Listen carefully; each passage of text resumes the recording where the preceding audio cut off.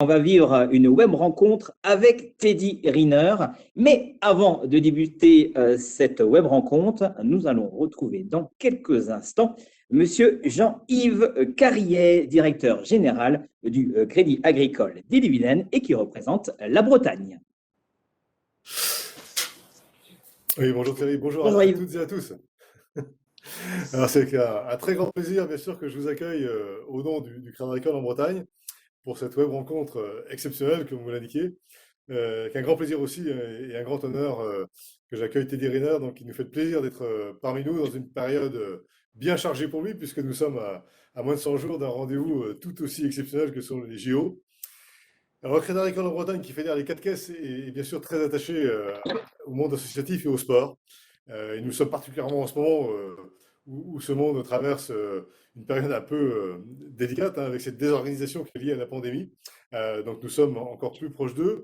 Et puis nous sommes aussi attachés donc, aux valeurs que porte le sport, donc aux valeurs d'engagement, aux valeurs de convivialité. Et nous sommes très heureux d'être avec vous ce soir pour cette émission sport, ou cette web conférence sport comme école de la vie, parce que nous sommes conscients bien sûr des bienfaits du sport au quotidien, mais nous sommes encore plus conscients que le sport, c'est un vrai vecteur de lien social. On constate dans la période actuelle où on manque un peu de sport et donc de fait de lien social, c'est un vrai moteur du vivre ensemble. Et une activité qui nous permet de nous construire et de nous épanouir. Euh, Avec des valeurs qui se construisent avec le sport qui nous servent toute notre vie. Et quel meilleur intervenant ou quel meilleur témoin que Teddy Riner, hein, qui est judoka de renommée internationale, pour faire partager sa vision du sport comme école de la vie. Donc, nous sommes très, très heureux de vivre ce moment avec lui.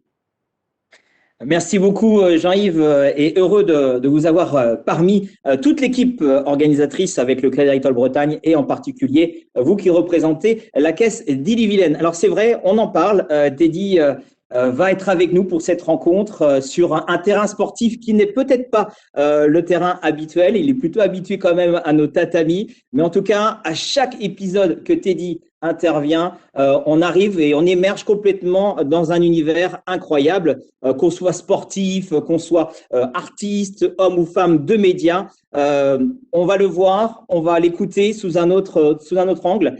C'est une surprise, c'est une complicité et c'est peut-être un moment aussi de fou rire peut-être avec Teddy. On va faire un petit clin d'œil rapidement. Teddy, est-ce que tu nous entends bien? Tout va bien? Ouais, je vous entends bien et vous? Ça va super, on est ravis. Elle est pas mal la chemise, hein, elle a changé par rapport à tout à l'heure. Hein. Il faut, non? C'est Ah oui, important. il faut. Le Guadeloupéen judoka est avec nous. Voilà, la catégorie des 100 kilos, bah, il le connaît vraiment particulièrement bien. Il est le détenteur de ce record des 10 titres de champion du monde. Ce champion aussi olympique à la fois dans les terres, c'était à Londres en 2012, puis au Brésil en 2016 à Rio de Janeiro. Il avait aussi la médaille de bronze à Pékin, c'était en 2008. Le quintuple champion d'Europe est avec nous. Mais au-delà de ça, c'est un homme extraordinaire que nous avons la chance d'accueillir ici. Ça va, tout va bien? Le papa, ça se passe bien avec Eden, avec Isis? Tout va bien? Oui, ça va, super, hein. Il y a le papa qui fait du judo et puis il y a aussi le papa qui a son rôle de papa, d'éducation, d'emmener ses enfants comme il se doit vers leur objectif, grandir tranquillement et sereinement. Alors justement, on sait que Teddy, on ne va pas aller plus parce que je pourrais passer 3 heures à donner tout ce magnifique palmarès, mais j'aimerais bien qu'on revienne un petit peu comment ton histoire a vraiment débuté dans le sport. On sait que tu es resté les premières années dans cette magnifique île aux Abîmes en Guadeloupe, mais tu es parti très vite après en métropole. Je suis pas resté très longtemps, je suis juste né en Guadeloupe le temps des vacances de mes parents. Et derrière, voilà, mes parents habitaient déjà en France, donc du coup, bah, je suis remonté. Puis c'est là que j'ai commencé à grandir, peut-être un petit peu trop vite. À l'âge de 5 6 ans, j'ai commencé à faire du judo, mais pas que. J'ai fait pas mal d'autres sports. J'ai fait du foot, du basket, j'ai fait du tennis, du squash, du modern jazz, de l'escalade, de la natation, du golf. Et vers mes 11 12 ans, j'ai arrêté un petit peu tous ces sports et je me suis consacré vraiment qu'au judo et au foot. Et vers l'âge de 13 ans, on m'a proposé d'intégrer euh, le haut niveau au judo et les détections au foot. Alors mon choix il a été très vite fait parce que au foot, ça nous arrivait de perdre puisque c'est un sport d'équipe. Et au judo, j'avais que des victoires parce que bah, c'est un sport individuel et que j'aimais pas ça. Jusqu'à maintenant, je n'aime toujours pas perdre, mais j'ai préféré très tôt être maître de mon destin. C'est pour ça que j'ai choisi le judo et je crois que lorsque je regarde mon palmarès et le chemin que j'ai parcouru, voilà, je pense que j'ai pas fait un mauvais choix. Mais quand tu fais un gabarit à 2,04 m, d'ailleurs, je suis content qu'on est à distance parce que je vais me sentir tout petit à côté de toi avec le nombre de kilos. Forcément, le foot, est-ce que ça aurait pu être compatible? C'était possible avec ton gabarit quand même? Là, l'année où il me proposait les détections, j'étais meilleur buteur de mon équipe en étant défenseur. Donc les coups francs, c'est moi qui les faisais et surtout, je montais sur tous les corners. Ah, c'était systématique. Ah ouais, systématique. Et puis, non, par rapport à ma taille et mon poids, de ce qu'on me dit et que mes préparateurs physiques m'ont toujours dit, c'est que je suis quand même très rapide. Donc c'était un point fort et c'était une qualité qui était déjà là très tôt. Et dans ta famille, est-ce que on avait effectivement un entourage qui pourrait, alors tu nous as cité énormément de disciplines sportives, est-ce que tu avais déjà des affinités avec le judo quand même naturellement, liées à ta famille? Non, non, du tout. Je crois que je suis le premier dans ma famille à avoir fait du judo. Je crois que ça a été la chance, je crois, d'être tombé sur un bon professeur qui m'a fait aimer ce sport, qui m'a donné les bonnes dispositions pour pouvoir bien le pratiquer. Et du coup, bah, c'est une histoire d'amour. Après, ça m'a pas quitté. Je crois que jusqu'à maintenant, le sport, le judo, ça fait partie de ma vie. Alors, d'après toi, quels sont les atouts de pratiquer cette discipline sportive? Alors, tu nous en as déjà donné quelques informations en parlant effectivement que tu gagnes, c'est grâce à toi, tu perds, c'est aussi à cause de toi. Ouais, non, mais c'est pas ça le sport. Il n'y a pas de, que ce soit judo ou dans d'autres sports, c'est d'abord aimer le sport qu'on pratique, c'est d'avoir un bon professeur pour nous apprendre les bases. Et puis derrière, c'est l'envie, prendre du plaisir, l'envie de se dépasser pour atteindre des sommets. Et voilà, il n'y a pas de secret pour être un grand sportif de niveau. Après, bien sûr, le mental fait partie des bons ingrédients, la capacité à se dépasser, l'hygiène de vie. euh, c'est un tout. On ne devient pas sportif comme ça parce qu'on l'a décidé. C'est vraiment plein d'ingrédients qui font que on pourra être un bon sportif. Est-ce qu'on peut imaginer que si tu avais tous ces ingrédients, il y avait eu un ingrédient qui aurait été de travers, tu n'aurais pas fait cette si belle carrière? Je m'exprime. Si par exemple tu as des produits culinaires que tu apprécies bien ou tu aimes bien avoir, je dirais, des temps de repos en dehors du cadre de l'entraînement, est-ce que ça t'aurait perturbé quand même sur ta carrière? Bah, bien sûr, si on n'a pas cette hygiène de vie, comme je l'ai répété tout à l'heure, ça ne peut pas fonctionner. Si demain je me repose pas correctement et je fais toujours la fête, ça peut pas fonctionner. Si je mange des Big Mac et des KFC ou des Burger King tous les jours, ça peut pas fonctionner. Être sportif de niveau, c'est être, comme le mot haut niveau l'indique, c'est à tous les niveaux très haut. Très bon mentalement, très bon physiquement, très bon dans son sport, très bon dans son hygiène de vie, très bon partout. Voilà. Faut pas être bon Et que dans une seule matière. C'est pas possible. C'est une équivalence à un niveau qui fait qu'on est un très bon sportif de haut niveau. on sait que le Crédit Agricole qui soutient et qui considère effectivement le sport comme une véritable école de la vie, selon toi, en quoi le sport est-il un moyen aussi d'inculquer des valeurs? Alors, tu nous as cité plusieurs sports. Est-ce qu'on retrouve les mêmes valeurs sur chaque discipline sportive? Déjà, ça, c'est ma première question. Et après, les valeurs que toi, que tu as vis-à-vis notamment de ta discipline sportive de prédilection, qui est le judo. Le sport, d'une manière générale, je vais reprendre ce slogan, c'est l'école de la vie, c'est vrai. Socialement, la santé, l'éducation. Normalement, nos parents nous inculquent pas mal de valeurs, pas mal de choses, qui sont le respect, le courage, parfois dans certaines familles la modestie, le contrôle de soi. Mais le sport, une des valeurs fondamentales que le sport vous oblige, c'est le respect. Respecter son partenaire d'entraînement. Respecter son partenaire d'entraînement. Respecter son entraîneur. Respecter l'environnement dans lequel on évolue. Moi, quand j'ai commencé le sport, une chose qui m'a frappé, ça a été apprendre à vivre en communauté. Parce que du jour au lendemain, à l'âge de 13 ans, on sort de son chez-soi, de son petit cocon familial, de toutes les petites habitudes qu'on a, et on apprend à vivre avec des gens qu'on ne connaît pas. Si je regarde depuis mes 13 ans, je crois que j'ai vécu plus de temps avec mes entraîneurs que ma famille au complet.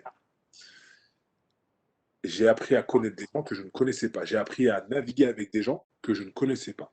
J'ai appris à me faire respecter, mais j'ai aussi appris à respecter. J'ai appris à respecter mon camarade de chambre, son espace vital. Tout ça, c'est des choses que j'ai appris dans le sport. J'ai appris à me dépasser, pas seulement moi, mais à me dépasser pour mon équipe, à me dépasser à me dépasser pour moi-même. J'ai appris à me contrôler quand c'est difficile, quand on a envie de s'énerver, quand le camarade de chambre fait un petit peu de bruit. Et j'ai appris à être modeste parce que quand on gagne, il faut aussi respecter son partenaire, celui qui a perdu. Donc c'est plein de choses que j'ai appris dans le sport. Je peux vous en dire encore pendant un laps de temps, hein. Tellement le sport, c'est une école de vie pour soi, pour son futur. Moi, le sport m'a construit. Si je suis devenu cet homme, au départ, de ma jeunesse, c'est parce que j'ai reçu une éducation de mes parents. Mais très vite, à partir de 13 ans, ce qui m'a fait grandir, passer les étapes, comprendre certaines choses, me prendre en main, devenir l'homme que je suis, c'est le sport. On a le fait de gagner des médailles, tu vois, on parle de cette longévité en 2007 à Rio de Janeiro pour ta première, et puis ça s'enchaîne à Rotterdam, à Tokyo, on enchaîne Paris, Budapest. Tu dis, je suis content de retrouver effectivement ma famille parce que j'ai l'impression que toutes ces années, j'ai passé plus de temps avec mes entraîneurs, mon staff. Tu es papa de deux magnifiques enfants de 2014-2018. Est-ce que tu n'as pas un petit peu peur justement est-ce que tu as eu un manque voilà, est-ce que tu as eu un manque pendant ton enfance? Est-ce que tu n'as pas peur aussi de ne pas reproduire la même chose avec l'éducation de tes enfants, par exemple, au quotidien? Un manque par rapport à. Le fait que si, admettons, un de tes enfants souhaite faire une même carrière que toi, est-ce que toi, C'est tu son seras prêt à choix. leur dire C'est son choix, ce sera son choix. J'ai une chose que je me souviens et que j'ai pu voir, des parents qui poussent leurs enfants à faire une carrière ou à être un champion dans le sport.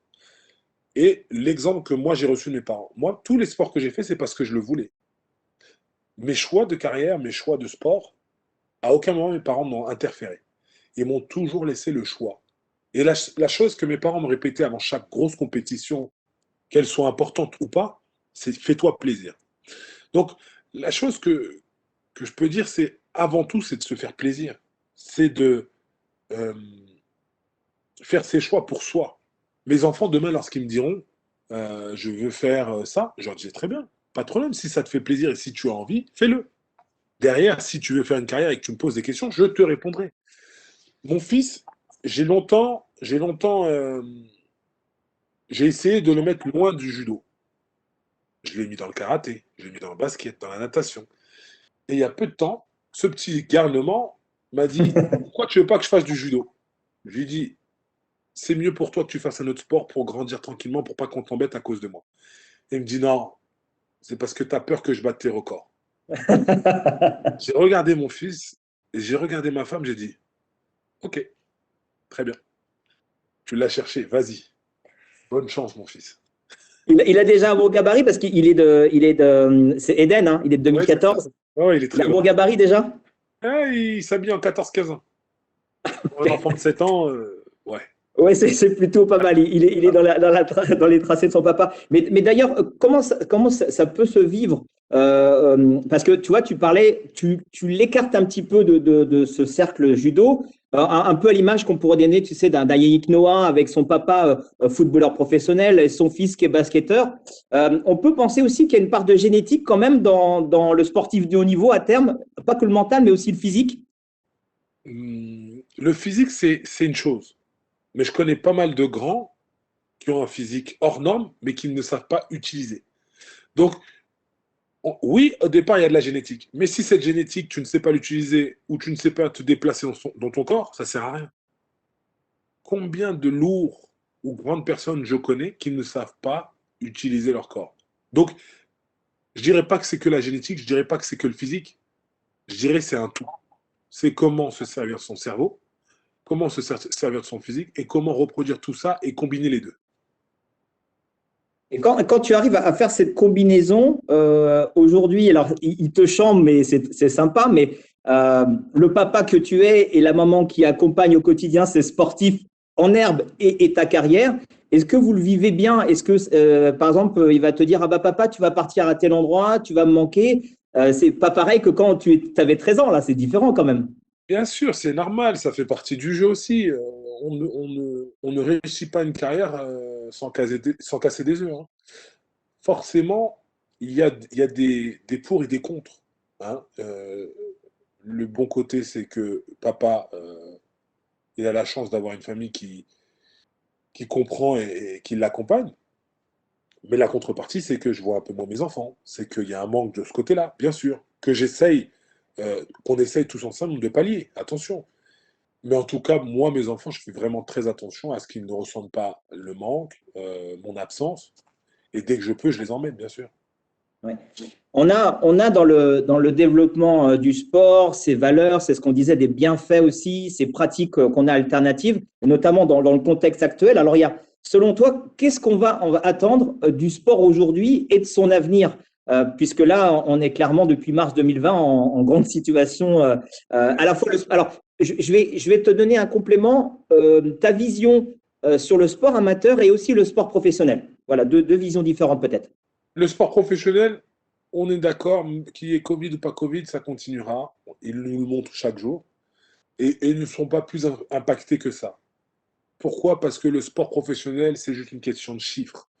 Et les chiffres font que tel il y a une attractivité, ça ne bouge pas. Ça ne bouge pas. Les gens sont toujours intéressés, se connectent, trouvent un moyen pour vivre leur passion autrement. Le sport amateur, ça devient très compliqué et c'est là où il va y avoir un enjeu majeur pour nous. C'est que les clubs fermés, c'est très, très, très compliqué puisque les licenciés, c'est ce qui fait vivre un club. C'est ce qui fait vivre le milieu amateur. Du coup, ça impacte le haut niveau puisque quand les clubs ne peuvent pas subvenir à leurs besoins, bah, du coup, il y a moins de masse salariale pour les sportifs de haut niveau. Et donc, du coup, pas mal se retrouvent le bec dans l'eau, ne peuvent plus, comment dire, vivre de leur passion. Ça devient compliqué. Maintenant, je pense que tout le sport amateur et le sport professionnel va se réinventer à cause de cette pandémie, parce qu'il le faut, parce que les gens ont besoin de sport, parce que les gens ont besoin de bouger, parce que c'est bon pour la santé, parce que socialement, c'est important pour pas mal de jeunes de pouvoir s'épanouir dans un sport. Ça les occupe, ça leur permet de voir autre chose, de grandir autrement. Donc, voilà, moi j'ai déjà entendu pas mal de choses qui sont en train de se programmer. Après, il faut voir si ça va voir le jour. Mais on est dans un grand changement, ouais. Alors, comme tu sais, on est dans une web rencontre. On va enchaîner encore. Allez, je vais te poser encore trois, quatre questions. Mais l'idée, c'est aussi de faire vivre cette web rencontre. Il y a a priori plus de 500 personnes qui vont se connecter ou qui sont déjà connectées avec nous. Donc, ils peuvent dès à présent pouvoir interagir avec nous. On sait que dans le sport, Teddy, qu'on apprend le respect des règles. Tu nous l'as très, très bien dit. Le respect aussi des autres. Tu as parlé des camarades de chambrée, mais aussi les adversaires. Depuis quelques années, on sent que c'est un vrai vecteur d'éducation aussi du sport amateur avec les jeunes. Est-ce que tu ne trouves pas que dans ce contexte actuel qu'on vit, on risque de perdre un peu ce respect des règles? Parce qu'on est en distance et parce qu'on n'a plus les habitudes toutes les semaines de se retrouver dans un club et de le vivre. Non, je pense que c'est pas une question de respect ou autre, hein. C'est juste une question qu'à force de ne plus se voir, on oublie certaines choses. Après, c'est juste une réadaptation qu'il y aura. Ça sera de remettre les choses, on va dire, à l'ordre du jour, c'est tout. Mais je pense sincèrement que avec cette pandémie, les gens, les personnes, ou bien tous ceux qui ont été confinés, bah, le retour à la vie normale, j'ai envie de dire, va être un petit peu compliqué au début, puisqu'on a perdu cet échange qu'on avait au quotidien, de se voir, de passer du temps ensemble, d'aller chez la famille. Mais en même temps, c'est pour le bien de tout le monde. Donc, on va y avoir une petite, on va dire, une rééducation comme quand on revient de blessure. C'est la même chose et c'est souvent la crainte qu'on a aussi la blessure lorsqu'on est dans une telle carrière. Mais la blessure, elle fait partie du quotidien, que ce soit pour la personne lambda en association comme pour un sportif de haut niveau comme toi. Ah oui, bien sûr, bien sûr. La blessure, ça fait partie du haut niveau. C'est malheureux à dire, hein, mais quand tu fais du haut niveau, la blessure va avec. Et moi, j'ai connu des blessures. Il y a les petites et les grosses blessures. Et notre but à nous, lorsqu'on vient, c'est de refaire voilà, de refaire les choses correctement. Ça passe par de la rééducation. Parfois, ça va parfois 2, 3 semaines à 6, 7, 8 mois de rééducation pour les plus difficiles. Et voilà, ça fait partie de l'entraînement. Il faut faire les choses comme pour l'entraînement sur le tapis. Et ben voilà, c'est la rééducation, c'est revenir à son meilleur niveau, étape après étape. Et lorsqu'on a le feu vert du staff médical, c'est envoyer les bouchées doubles. On a ici avec le Crédit Agricole, je te mets un peu dans les confidences, mais ici notamment en Bretagne, il y a énormément de sportifs et ils aiment aussi concilier, tu vois, le sport et leur activité au sein du Crédit Agricole. D'après toi, qu'est-ce que ça peut être comme bienfait effectivement de faire du sport au quotidien, le midi, le soir quelles sont les valeurs pour toi des bienfaits de pratiquer le sport? Ah bah, moi je vois on essaye de concilier les deux, travail et sport. Je pense, on est déjà plus épanoui, on a déjà plus les idées au clair lorsqu'on fait du sport. Donc c'est plus le bien-être. Ensuite, c'est aussi la santé. Bouger, manger équilibré, vous savez le slogan, bah, c'est ça. Quand on se bouge, lorsqu'on fait du sport, le corps va mieux. Euh, c'est un tout. Je ne vais pas vous dire les parties du corps, mais c'est un tout. Vous êtes plus aéré dans la tête, la respiration, la cardio, le rythme cardiaque, tout va mieux. Les muscles sont plus irrigués. C'est vraiment un tout. Donc, moi, je dis pas à ceux qui n'aiment pas le sport, faites du sport, mais comme des fous, mais faites au moins, euh, allez, dans la semaine, fixez-vous 2 à 3 heures par semaine. C'est très bien. Ceux qui aiment le sport, 40 minutes par jour, c'est bien, au minimum. Donc, voilà, faites. Ceux qui n'ont jamais fait de sport, c'est d'abord commencer par 5 minutes. Ouais. Et tous les jours, on augmente 6, 7, 10, 20, pour finir un jour à 1 heure par jour, 1h30. Voilà. Et dans un contexte où tu parlais de blessure, là on a parlé de la blessure physique, mais j'ai quand même l'impression quand même que la blessure mentale peut être pire que la blessure physique. Et largement. Largement. Une blessure mentale, on met ça dans la dépression, on met ça dans le, le fait d'être dégoûté de son sport, plus envie de se relever. Et ça, ça peut mettre beaucoup, beaucoup de temps. Parfois, j'ai connu, moi, des athlètes qui ont mis peut-être 2 ans à revenir. Donc, ouais, une dépression ou même une fracture mentale, c'est très, très, très compliqué. Parce que le mental, c'est ce qui dirige tout. Si le mental n'est pas là, vous ne lèverez plus une patte pour aller à l'entraînement ou en compétition. C'est très, très, très difficile. C'est pour ça que c'est important d'être accompagné dans le sport de haut niveau par un psychologue ou un préparateur mental. Ouais. Mais tu as eu cette préparation, alors on t'a parlé, tu as mis en valeur de tes entraîneurs très jeunes déjà, mais est-ce que tu as eu cette préparation mentale où elle a pu s'acquérir au fil des titres que tu gagnais et au fil de l'encadrement que tu avais? Non, moi, très tôt, j'ai été voir un psychologue pour justement être bon dans ça, dans le mental. À l'âge de 14 ans, lorsque je suis rentré à l'INSEP, c'était en 2004. 2004-2005, j'ai été voir Myriam Salmi, psychologue à l'INSEP. Aujourd'hui, elle a son cabinet parce qu'elle a préféré se retirer de l'INSEP parce qu'elle avait d'athlètes, trop de patients. Et du coup, bah, moi, depuis mes 14 ans, je travaille avec elle. Et j'ai pas changé mon fusil d'épaule. Ah donc, tu es toujours avec elle depuis jusqu'en 2021 là. C'est ça, c'est ça. Alors, je vais te poser une question. Attention, on est en 2021. Ouais. On va imaginer qu'on est en 2031. Tu vois, on va faire un bond de 10 ans en avance. Je ne cherche pas. Je ne suis plus athlète. Si c'est ça, je te le Ah dis. non, non, je promets, je t'embête pas là-dessus. Mais j'aimerais qu'on écoute tous et toutes ton regard. Comment tu imagines sport dans 10 ans, en 2031, et puis peut-être aussi le e-sport. Tu sais, on en entend un peu plus parler. Quel est ton regard à la fois sur le sport dans 10 ans et puis la montée justement du e-sport? 2031, waouh, Allez. on est 2 ans après les Jeux Olympiques de Los Angeles. Alors, le sport se porte très bien. Certains règlements ont changé en fonction des sports. On est encore dans une évolution, on est encore plus connecté dans les sports. Euh, le judo est passé sport numéro 1 mondial. Oui, le e-sport fait partie. Je crois que le e-sport est dans tous les sports.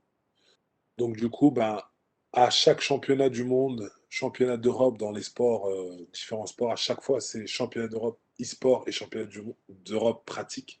Championnat du monde e-sport et championnat du monde, c'est le même événement. Voilà. Je pense que tôt ou tard, on va être amené à fusionner ensemble. Ouais. Ah oui, pour toi, c'est même, on n'attendra pas 10 ans. Non, c'est déjà dans les discussions. Donc ouais, tôt ou tard, on va y arriver. Après, Préparation mentale, hein, j'att- en même temps. j'attends juste le sport, le jeu vidéo judo, quoi. C'est tout. C'est peut-être un nouveau projet professionnel que tu pourrais lancer, hein, pourquoi pas? Pourquoi pas, bien sûr, tout à fait. Alors d'ailleurs, quand on parle de valeur d'exemple, on sait, alors je t'ai emmené 10 ans après, ta carrière, elle est magnifique et elle va peut-être encore continuer, comme tu as pu nous le dire déjà. Comment tu imagines effectivement la transmission auprès des jeunes judokas ou même d'autres sportifs qui veulent te rencontrer 10 ans après en disant comment vous avez fait pour être un si grand champion? Ouf. Ouf, On n'y est pas encore, puisque je suis toujours dans l'actuel, hein. Je suis encore dans ma ouais. carrière, je suis encore dans la préparation pour les Jeux Olympiques. Mais je pense que enfin, voilà, pendant toute ma carrière, j'ai plus ou moins temporisé les conférences, mais je crois que je serai amené à en faire pour justement répondre à pas mal de ces questions. Mais déjà, je crois que comment j'ai fait, bah, c'est simple, j'ai eu, j'ai eu confiance en moi, j'ai eu confiance au staff qui m'entourait, et j'ai su m'entourer justement d'un bon staff. Derrière, c'est lorsqu'on a un objectif, c'est ne pas le lâcher. Peu importe le sport, peu importe notre niveau de vie, peu importe ce qu'on fait, parce que c'est pas que dans le sport, dans la vie de tous les jours, le monde en société, c'est ça aussi. Lorsque vous avez une idée et que vous voulez l'emmener au sommet de tout ça, faut se dépasser, il faut se remettre en question, il faut trouver comment l'amener tout en haut. Voilà, donc je crois que la première des réponses, c'est croire en soi et ne rien lâcher. Je vais te citer 3 valeurs fondamentales. Ce sera ma dernière question et puis après, on enchaînera avec les questions-réponses de personnes qui suivent cette web rencontre organisée par le Crédit Agricole. Euh, une certaine philosophie, l'amitié, continue, le respect, le deuxième, l'excellence, le troisième, et 3 symboles, la devise, sa flamme, ses anneaux. Je parlais bien sûr des Jeux Olympiques, mais j'aimerais connaître aussi ton point de vue sur les Jeux paralympiques. Parce que, tu vois, on entend beaucoup parler de l'actualité, mais je trouve qu'on ne met pas encore assez suffisamment en valeur le paralympisme, et notamment en marge du paralympisme, comment on pourrait développer effectivement ces athlètes ayant un handicap soit mental ou physique pour aller jusqu'au plus haut niveau et essayer de transmettre des bonnes valeurs comme tu le fais déjà sur les Jeux Olympiques, entre autres, ou sur les différents championnats où tu es présent. Alors, moi, je trouve déjà qu'il y a eu vraiment, au fur et à mesure des Jeux Olympiques, parce que je l'ai vécu, à chaque fois une avancée par rapport aux Paralympiques. C'est sûr, ça met toujours trop de temps, mais moi qui ai été coprésident de la commission des athlètes Paris 2024 dans la candidature, on a vraiment mis l'axe pour que les Jeux Olympiques soient vraiment accessibles à tout le monde, que tout le monde puisse venir, que tout le monde ait son moment, que tout le monde ne se pose pas la question comment je vais faire pour pouvoir me déplacer, comment je vais faire pour aller à cette compétition. Voilà, aujourd'hui, même lorsque je regarde, on va dire, dans le monde du commerce, lorsque vous voulez faire un bâtiment, lorsque vous voulez modifier des choses dans un bâtiment, les normes sont obligatoires. Donc, vraiment, il y a une avancée. Mais je pense qu'on peut toujours faire mieux. Et avec le Covid qui est arrivé, ça a ralenti certaines choses, mais je crois que tout est en marche pour continuer à améliorer les choses tous les jours. Est-ce on peut faire un parallèle aussi sur la médiatisation maintenant un peu plus importante du sport féminin aussi? Quel est ton point de vue, ton regard aussi sur le fait de contribuer et d'aider, parce qu'on t'a entendu aussi à plusieurs reprises aider justement à la mise en valeur du sport féminin? Je crois que le sport féminin, euh, on en parle vraiment dans le milieu professionnel, puisque nous, dans le milieu amateur, on est sur la même ligne, hein. Que une fille gagne les championnats du monde ou qu'un garçon gagne les championnats du monde, c'est le même tarif. Qu'elle gagne un tournoi ou qu'un garçon gagne le tournoi, c'est la même prime. Donc, nous, on est vraiment dans cette égalité. Maintenant, je crois qu'on parle d'égalité plus dans le monde professionnel, parce que lorsqu'on regarde les salaires des footballeuses et celles des footballeurs, effectivement, c'est pas les mêmes. Après, à ça, je crois qu'il faut prendre en compte certaines choses dans le milieu professionnel. C'est que on paye un footballeur par rapport aux droits télé, par rapport à tout ce que le public ou bien les produits dérivés rapportent. Effectivement, le sport féminin rapporte moins parce qu'il est moins visible à la télé, donc moins de téléspectateurs, donc moins de produits dérivés à côté. Mais déjà, je trouve par rapport au foot, qu'on voit beaucoup plus les footballeuses qu'avant. D'ailleurs, je prends énormément de plaisir à les regarder jouer, puisque je me pose toujours cette question, est-ce que si je ramène mon équipe d'amateurs de foot, est-ce qu'ils gagneront? Je pense qu'ils gagneront parce que vu le niveau, je ne me, je ne me frotterai pas. Derrière, c'est vrai que on voit un peu moins certains sports comme le basket féminin, comme le handball féminin. Donc je pense qu'il y a encore beaucoup de travail à faire de ce côté-là. Mais il ne faut pas prendre que l'aspect égalité des sexes, mais l'aspect des chiffres. C'est ce qui fait que demain, il y aura plus de revenus pour les femmes. Et imagine que Isis, bon, elle est née en octobre 2018, on a un peu de marge, est sa première sélection en équipe de France de foot féminin. Le papa, il doit être aux anges, non? Ouais, je serai aux anges parce que ça m'éclate de la réussite de mes enfants avant tout. Qu'elle soit en équipe de France ou qu'elle ne fasse rien, je serai derrière elle pour l'accompagner dans chaque projet qu'elle fera. Mais c'est vrai que si mes enfants font du sport, je serai ravi, puisque je connais très bien ce milieu. Mais demain, s'ils font pas de sport et qu'ils s'épanouissent autrement, je serai aussi content. C'est le papa épanoui, une famille épanouie. Et souvent, comme tu disais, quand on est bien dans sa tête, on est bien dans son corps. Et tu viens de bien nous l'expliquer. Le développement du sport, ses valeurs, ses bienfaits, c'est à vous maintenant. Teddy, on va passer maintenant au cap où moi je suis présent, mais je serai plus vraiment en intervention. Et on a une petite question qui vient d'arriver de Ronan Thibou, qui a dit quel a été son moment le plus dur de ça? Quel a été ton moment le plus dur de ta carrière et comment tu as su le gérer? Bon, le moment le plus dur de ma carrière, ça a été en 2010. Un des moments, je dirais. Quand j'ai perdu aux toutes catégories au Japon, sur décision arbitrale et où je savais que je devais gagner et qu'on me dit non, machin, non, non, et qu'après on me dit oui, en fait, tu avais gagné, mais comme il était au Japon, on a laissé. Ça, c'était un moment dur. Et derrière, je crois que c'est ce qui a conditionné ma carrière. Les 10 ans d'après, ça a été une tornade parce que je ne voulais plus que des choses m'échappent. Donc j'ai réinventé mon judo, je me suis remis au boulot, j'ai pas lâché, à chaque fois je voulais être toujours un temps en avance sur mes adversaires. Donc je crois que ça a été un mal pour un bien, même si ça a été très douloureux. Mais ouais, ça a été un moment particulier dans ma carrière. Ouais. Alors, on va faire une petite connexion live et je vais t'expliquer. On a prévu aussi, avec des personnes qui sont prêtes à poser des questions, on va activer le micro. Donc, on va plus m'entendre ou je serai en backup et on va activer notamment le micro de Corentin. Corentin et Auriel, ce sont des Quimpérois, on est dans le Finistère et vont se charger de te poser la question en direct. Est-ce que vous êtes là, Corentin? On a le temps de voir si la connexion se fait. Corentin, normalement, vous pouvez vous exprimer.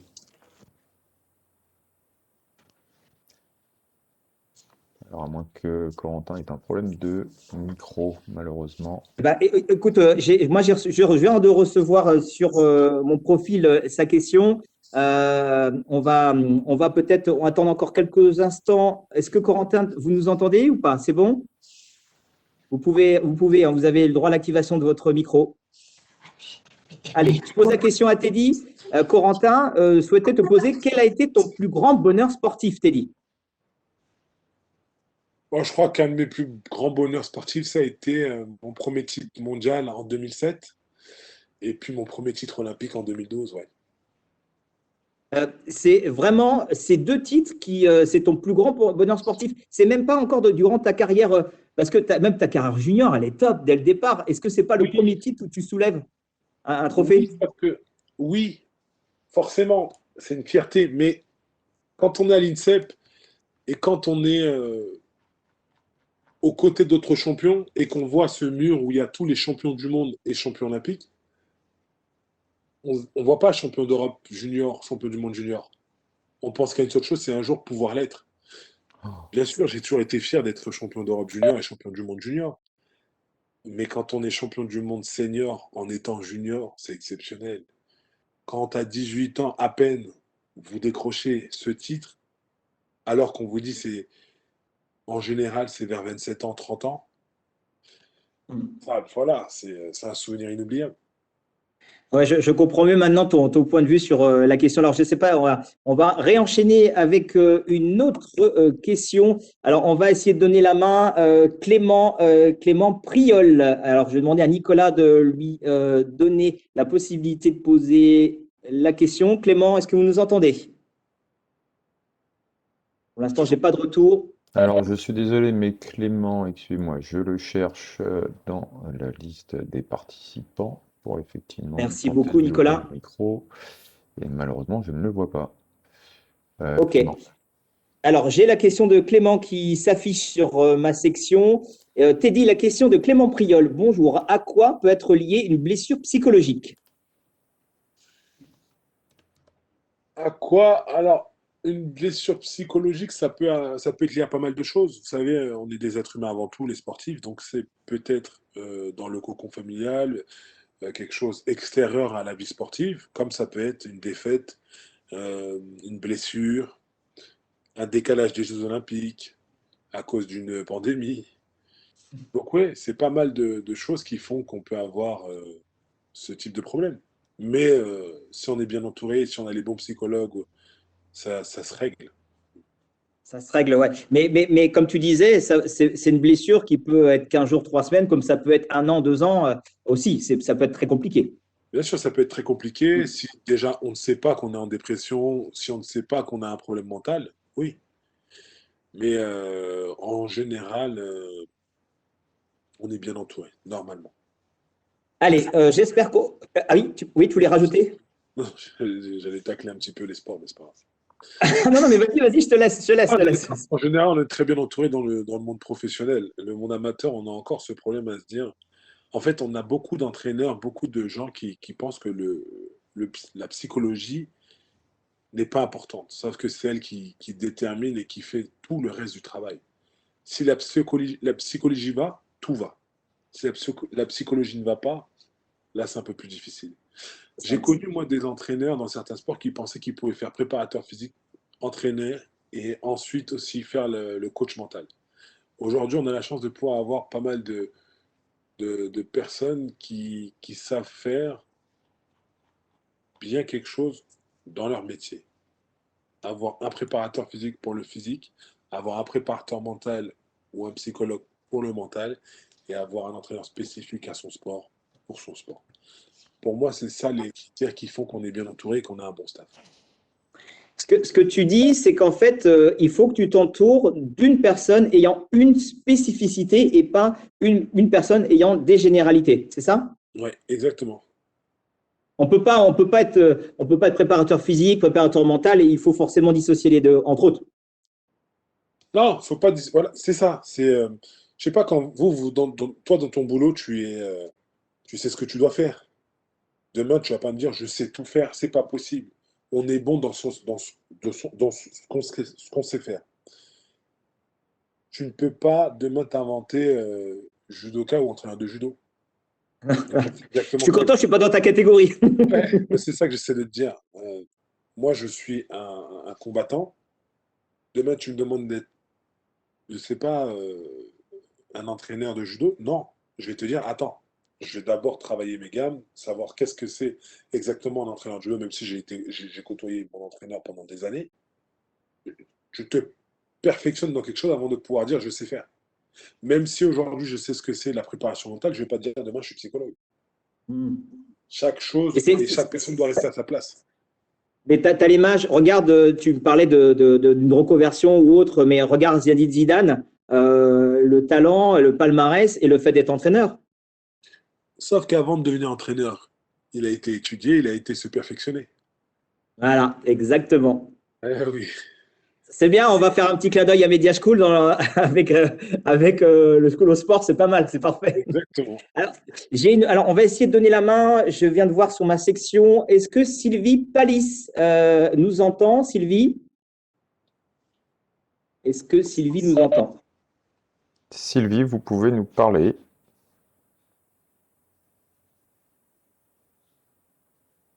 Bon, a priori, j'ai activé son micro, mais Alors, j'ai la question de Sylvie qui s'affiche. Bonjour Teddy. Comment maintenir la motivation toujours au top? Question de Sylvie. Bonne question. Comment? Bah, je crois que lorsqu'on a un objectif, c'est pas très difficile de la garder toujours au top. Qu'est-ce que ce soit à court, moyen, long terme. C'est d'avoir les bons coachs, les bonnes personnes autour de vous pour vous entraîner et pour vous emmener à cet objectif. Derrière, c'est vrai que lorsqu'on vous demande un travail répété, tous les jours, c'est compliqué. Mais après, ça dépend des morphotypes de chacun. Moi, je suis quelqu'un, il faut m'apporter du changement. C'est un travail intense. C'est un travail répété, chaque jour, coordonné. Il y en a, ça va être tous les jours, il faut que ce soit la même chose. Ça dépend des profils de chacun. Mais je crois que la meilleure des réponses, c'est d'avoir un objectif. Sans objectif, c'est très compliqué de rester motivé, hein, ça je vous le dis. Avec un objectif, c'est autre chose. Oui, et c'est justement ça, mais c'est valable. Alors, on parle de l'école sport de la vie ou sport de la vie, c'est l'école. On peut vraiment manipuler les mots comme on souhaite, mais quel que soit ce qu'on peut manipuler, l'idée, c'est quand même d'apprendre, d'acquérir et de se forger aussi sa propre personnalité. Ah mais bien sûr, tout à fait. Bah, je crois que tu as tout dit. Je te dis quoi, non, Je te fais ton résumé. Alors, on va essayer d'avoir pour la dernière question, on va essayer d'avoir Franck Martin qui souhaite poser une question. Est-ce que Franck, alors normalement tous ceux qu'on a cités, ils sont présents. Après, on n'arrive pas à les avoir obligatoirement au son. Franck Martin est-il présent? Alors, je vais demander à Nicolas de. Ah, super. Bonjour Franck, vous allez bien? Je vais bien, merci. Alors, je vais vous inviter à poser votre question à Teddy. Eh ben, j'avais juste une question pour Monsieur Rimmer. Ouais. Je voulais savoir qu'est-ce qui a le plus changé, quelle est la plus grosse évolution depuis votre titre de champion du monde à Bangkok.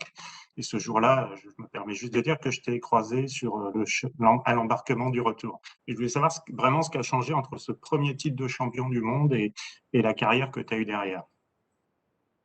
Ah, je crois qu'elle a conditionné le fait que là, que je voulais plus perdre après. C'est surtout ça, c'est qu'après, derrière, quand on a goûté à ça, voilà, j'avais envie de retrouver ça, j'avais envie de regagner ça, j'avais envie de continuer sur cette lignée. Donc en fait, déjà, vous avez un déclic lors de la première, mais après, vous avez un deuxième déclic parce que vous voulez regoûter à ça. On s'en lasse pas. Ah non, ah non, non, non, pas s'en lasser. La seule chose qui se lasse, c'est le corps. C'est tout. C'est lui qui te fait un petit rappel en disant hop, hop, hop, c'est un peu trop là maintenant. Hop, hop, hop, je suis claqué, laisse-moi tranquille. Allez, est-ce que tu nous autorises à faire encore deux, trois petites questions? C'est possible? Moi? Oui? Oui, vas-y. Allez, on va essayer d'avoir Julien, Julien Le Saint. Est-ce que Julien, alors je vais pouvoir me permettre de le tutoyer parce que tu as parlé de football au début de la web rencontre et Julien, il représente notamment la Ligue de Bretagne de football. Et ça va, Julien, est-ce que tu m'entends? Oui, je t'entends très bien. Parfait. Super, ravi de t'avoir. Il y a encore pas si longtemps, on était sur du football au Coupe de France et là on se retrouve avec Teddy. Je vais te laisser poser la question. Ouais, bah, ravi également déjà que tu puisses prendre la parole et merci à Teddy de nous accorder ce moment d'échange. Moi, j'avais une question, c'était concernant en fait les réseaux sociaux. On s'aperçoit que certains sportifs les quittent pour plusieurs raisons, notamment les critiques. Comment vous gérez ça et est-ce que ça peut impacter des fois sur votre quotidien, sur vos performances ou pas du tout, c'est quelque chose que vous oubliez? Mais alors, pas du tout. Mais quand je dis pas du tout, c'est que les mecs, là, les mecs ou la communauté des gens qui laissent des commentaires méchants, désobligeants, racistes, je vous lis pas. Donc, ça ne m'intéresse pas. J'en ai rien à faire. Par contre, là où il y a un gros travail, et je vais passer ce message, c'est que les gens qui ont créé ces réseaux sociaux, ils devraient faire attention à mettre des chartes qui fait que lorsque des choses passent, faut sanctionner. C'est pas normal ce soit une passoire comme ça. C'est trop facile de lyncher les gens à distance. Donc, Et d'ailleurs, tu sais il y avait des modérateurs fut un temps avant. ouais, mais sauf que j'ai l'impression qu'aujourd'hui, comme c'est devenu tel un moyen de communication tellement important qu'on laisse faire. C'est pas normal. Et je crois que tous ceux qui utilisent les réseaux sociaux doivent se mobiliser un peu plus. Parce que un jour c'est moi, un jour c'est vous. Et quand ça vous arrive, vous auriez été content que quelqu'un puisse répondre à ces demandes et à ces doléances. Tout à fait. Alors, on va essayer d'avoir Maximilien. Il a un nom de famille, ou d'ailleurs j'aime bien, Maximilien Sauvignon. Est-ce que Maximilien, vous nous entendez? Allô, Maximilien? Oui, bonjour. Oui, bonjour. Oui, Ça va? Vous êtes en oui, direct ça va, avec nous. super. Bah, merci. On va vous inviter à poser la question à Teddy. Oui, j'avais juste une question pour Teddy Riner. Déjà, bonjour, hein, merci pour cette participation. C'est top de vous avoir.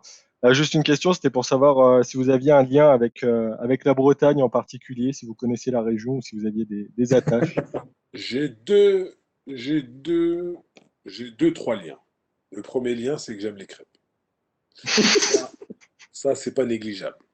Le deuxième lien, c'est que j'ai une école qui s'appelle Rennes School of Sport, qui est une école qui regroupe les métiers du sport, le management sportif, événementiel sportif, logistique sportive. Donc du coup, oui, j'ai un deuxième lien. Et le troisième lien, c'est que je connais un petit peu bien la région, puisque pendant des années, je suis venu à Dinard en stage. Donc je connais et j'aime beaucoup cette région. Ben, ça tombe bien, on fera un petit clin d'œil avec Christophe Lechat, Erwan Guillet et puis tous les étudiants hein, de la promo de Rennes School of Sports à Rennes. Alors, question A, tiens, on va essayer je vais pouvoir le tutoyer parce que je le connais aussi. On va essayer d'avoir Stéphane Tilly. Stéphane, est-ce que tu es avec nous? Est-ce que tu nous entends? Alors, Stéphane. Stéphane, est-ce que tu es là? Une fois. Une fois, deux Alors, fois. je suis désolé, je ne trouve pas de Stéphane. Tilly. Alors, j'ai Si, sur mon. le voilà, ok. C'est bon, tu l'as? Stéphane, C'est tu bon. nous Oui, c'est entends? bon, je vous entends. Vous Salut. m'entendez? Ouais, super. Salut Salut, Stéphane, Thierry. ça va? Ouais, ça va très bien. Ouais. Très bien. Eh ben Merci. écoute, je te laisse poser la question à Teddy. C'est parti. Ouais. Bonjour, salut, Thierry. Ouais, ouais. Bon, merci d'être présent parmi nous et c'est vraiment un moment. Ouais, vous m'entendez? C'est très bien. Oui, c'est bon. Ouais. Oui, on Ouais, t'entend. bonjour Teddy. Donc, d'abord, félicitations pour ce très beau palmarès. On a pu vibrer à plusieurs reprises devant les écrans et c'est toujours des bons moments.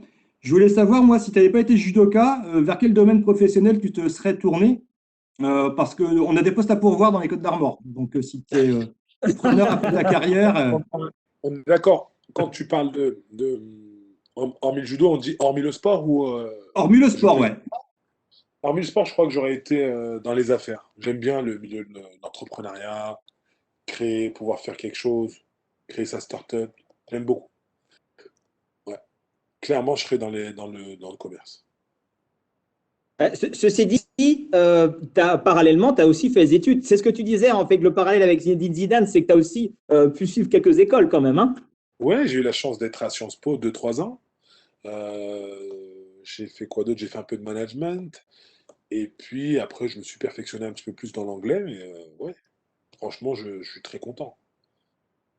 Alors, on va essayer pour l'une des dernières questions d'avoir Samuel Salver ou Nolan Mahé. Peut-être que Nolan est là. Nolan Mahé, est-ce que vous êtes avec nous? C'est le frère de Christophe Maé?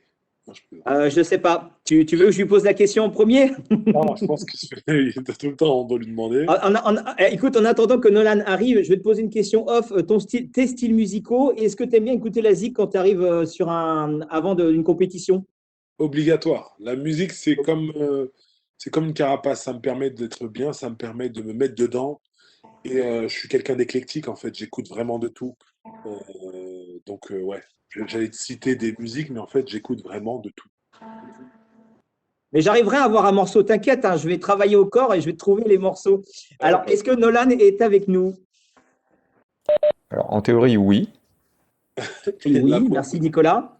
mais, mais peut-être fait-il son timide. Nolan?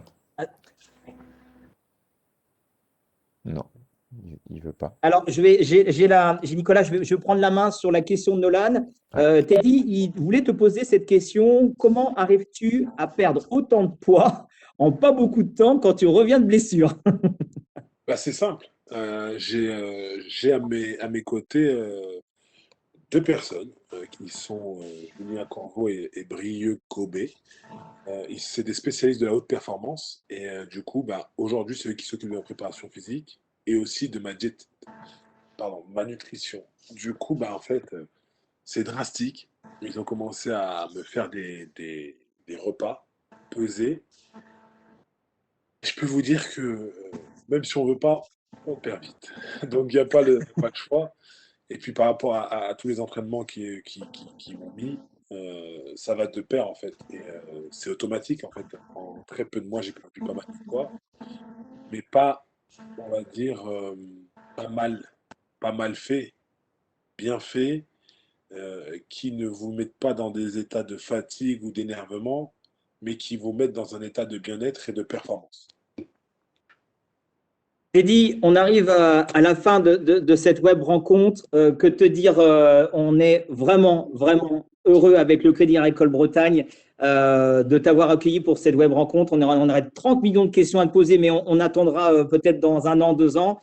On sait qu'aujourd'hui, on va faire un petit clin d'œil à Irène, à César aussi, qui ont contribué à cette web rencontre avec Sophie. Et on va retrouver Émilie, Axel, Sophie, Amélie, parce qu'il y en a plusieurs au Crédit Agricole, avec un petit clin d'œil aussi à Claire, qui est en stage. Et bien sûr, avec Jean-Yves Carrier, qui était présent sur cette web rencontre.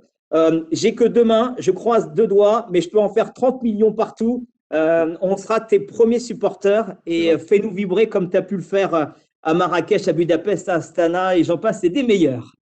Ben, c'est super, ben, merci Crédit Agricole, merci à tous ceux qui se sont connectés.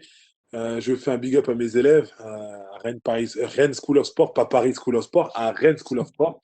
Portez-vous bien en espérant que ça se passe bien et voilà. Prenez tous bien soin de vous et je compte sur vous pour donner de la voix le 30 juillet. Salut à tous. Il n'y a pas de souci. Et promis, si les étudiants ils l'ont pas entendu, je vais leur dire demain matin. T'inquiète C'est pas. gentil, merci. Salut. Allez, nous, on va dire au revoir à Teddy. Merci encore d'avoir pu vivre cette web rencontre. Le temps nous est court, mais on avait un immense champion. Vous avez pu le remarquer avec des valeurs extraordinaires. C'est un vrai bonheur de vous avoir accueilli. La prochaine fois, eh ben, écoutez, peut-être qu'on aura la chance de se retrouver en présentiel. Merci à vous tous. N'oubliez pas, vous aurez l'occasion de revoir en replay tout ce que vous n'avez peut-être pas vu, les minutes qui sont passées si intenses sur le sport, l'école de la vie. Merci et bonne fin d'après-midi.